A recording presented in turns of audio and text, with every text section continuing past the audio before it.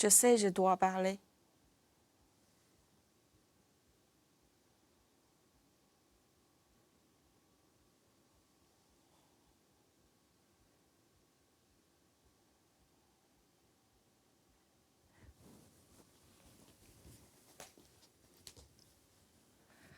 La différence entre la performance que je viens de faire et celle de la photo est que maintenant, je me suis levée de façon volontaire, au lieu d'être relevée par des policiers.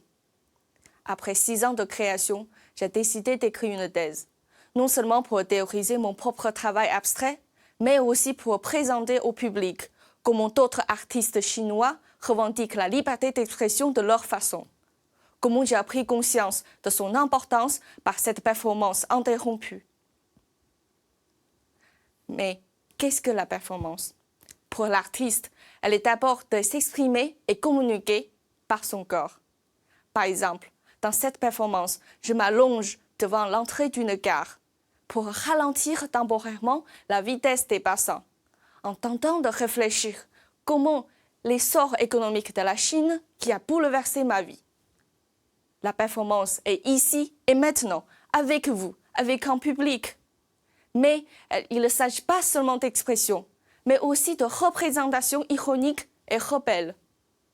Piotr Pawlowski s'est cousu la bouche devant un bâtiment institutionnel pour insinuer la répression sur la liberté d'expression en Russie. Yayoi Kusama provoque une réunion du groupe dont les participants se mettent totalement nus en donnant de grands drapeaux aux couleurs de l'Amérique pour s'opposer à la guerre du Vietnam. Quand on vit dans la dictature, tout est politique, mais la performance reste une force dissidente. Avec ma thèse, je deviens la critique d'art de mon propre travail. Ma création artistique est le moteur de mon écriture.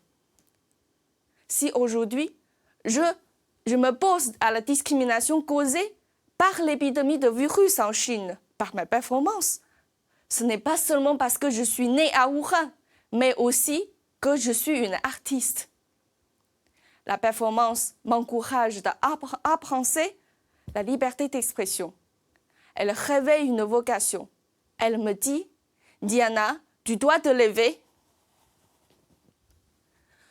Tu dois parler maintenant.